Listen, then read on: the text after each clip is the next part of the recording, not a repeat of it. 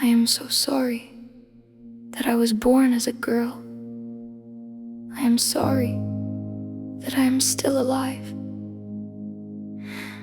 I am sorry that my death did not come as you wanted, but what can I do to help? She looked at me and said, "If you want to help me, why can't you die? Die. Just die. I just want you to die.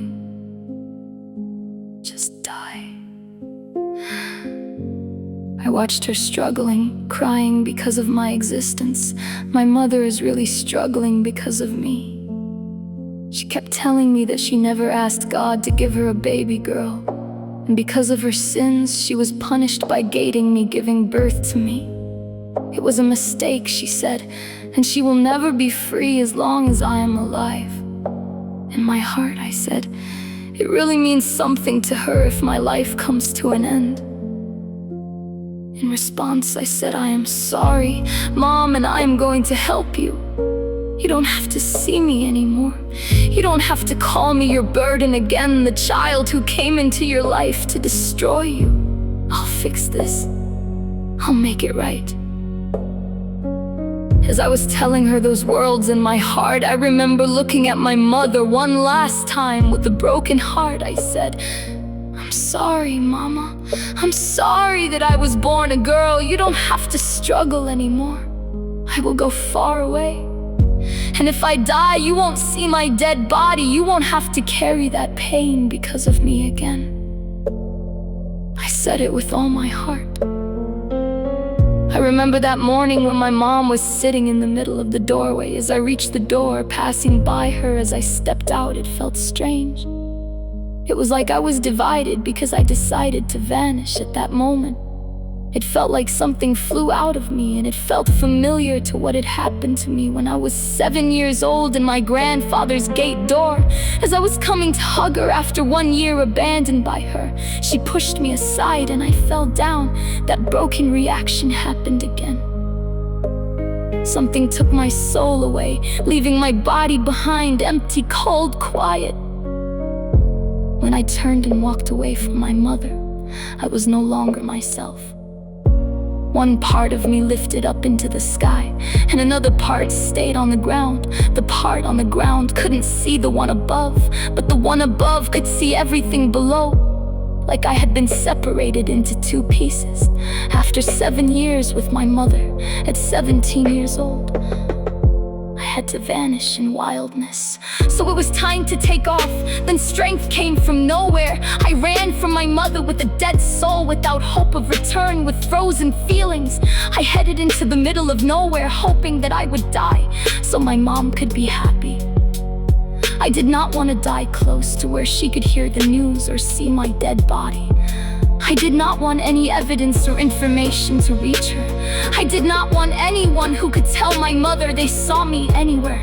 I wanted to close the chapter of my life for good, without knowing where I was going. I took the side path. I didn't want to be seen by anyone. Hiding myself, striving to be unseen, hiding in the bushes and behind big trees. At that time, I didn't want to be seen by anyone. I cried for death, I called for death, but it never came. On the ground, I suffered a lot, but in the sky I kept moving. That is how I lost myself in the middle of confusion and pain. I didn't even know where I was going, but my feet kept moving. My heart kept pounding, and I ran into deep loneliness in hidden places, striving to be unseen. When I came to my senses, I couldn't remember how I got where I was. I had no idea how long I had been in that place. It was dark and very silent, and that is how I lost my sense of time. I couldn't recognize the days and the hours. I couldn't keep track of the weeks or the years. I looked around to see if I could hear or see anybody, but there was no movement. Everything was too quiet. I remember being very scared. As I processed the pain, I wondered what was about to happen next. At that moment, I experienced extreme loneliness. Every part of my body shivered. My bones trembled. I felt nothing but fear and cold. My mind had so many questions, like how did I get here? What could I do better to avoid rejection from my mother? But what have I done wrong?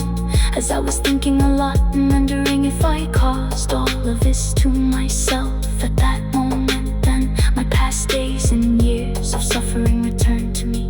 My mom's first abandonment and rejection replayed in my head. Then the second time she dumped me in the hole full of rainwater, memory replayed back. Then the third, the time of spiritual separation, when I became born again. All the beatings, the hunger, the harsh words, my mom's step-siblings, my step-grandmother's voice, all of those memories replayed back in my head. I hoped to restart my history, but there was no way out. My mother's angry face was so scary to remember. Her accusations, her cursing voice echoed in my head non-stop.